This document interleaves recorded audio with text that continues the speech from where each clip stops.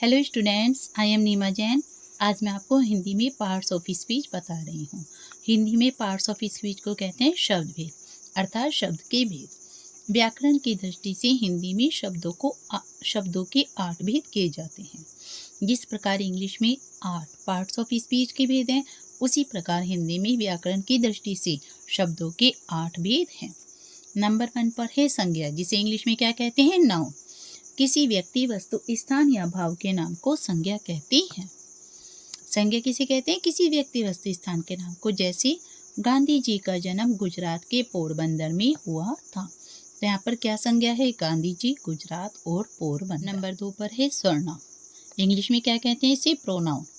संज्ञा के स्थान पर प्रयोग होने वाले शब्दों को सर्वनाम कहते हैं। जैसे मैं विद्यालय जा रहा हूँ, यहाँ पर संज्ञा के स्थान पर क्या प्रयोग हुआ है? मैं, तो ये मैं क्या हो गया? नंबर 3 पर है विशेषण, एडजेक्टिव। संज्ञा सर्वनाम की विशेषता बताने वाले शब्द विशेषण कहलाते हैं।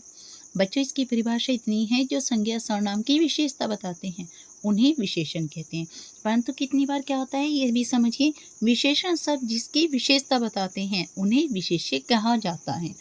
अर्थात विशेषण शब्द जिन संज्ञा सर्वनाम की विशेषता बताते हैं उन्हें क्या कहते हैं? विशेष्य।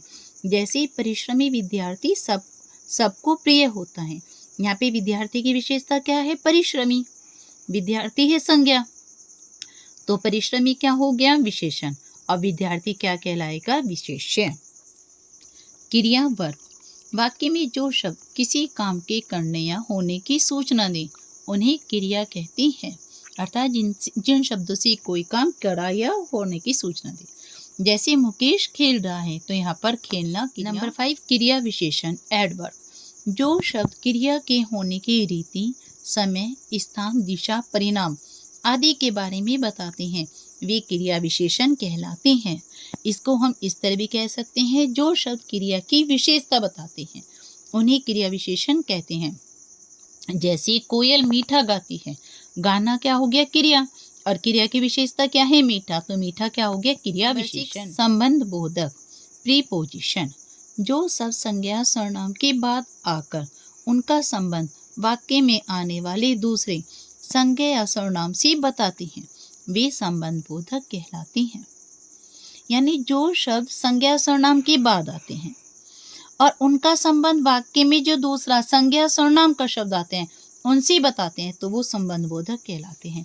जैसे अन्याय के खिलाफ आवाज उठानी चाहिए, तो यहाँ पे अन्याय और आवाज के बीच में क्या है? खिलाफ, जो इन दोनों को जोड़ रहा है, तो के खिलाफ क्या हो गया? हमारा संबंध बोधक। नंबर 7 पे है समुच्चय बोधक, कंजक्शन। जो शब्द वाक्य के पदों, वाक्यांशों या वाक्यों को जोड़ते हैं वे समुच्चय बोधक शब्द कहलाते हैं। जैसे हमें मन लगाकर पढ़ना चाहिए ताकि अच्छे अंकों से पास हो सके, तो यहाँ पे 2 वाक्य हैं, इनको कौन से शब्द जोड़ रहा है? ताकि, तो ताकि क्या हो गया? समुच्चय बोधक। नंबर 8 विस्मयादि बोधक, इंटरजेक्शन। जो अव्यय शब्द जो किसी भी स्थिति में परिवर्तन नहीं होते, आश्चर्य, खुशी, घृणा, शोक, चेतावनी आदि भावों को व्यक्त करते हैं वे विस्मयादि बोधक कहलाते हैं।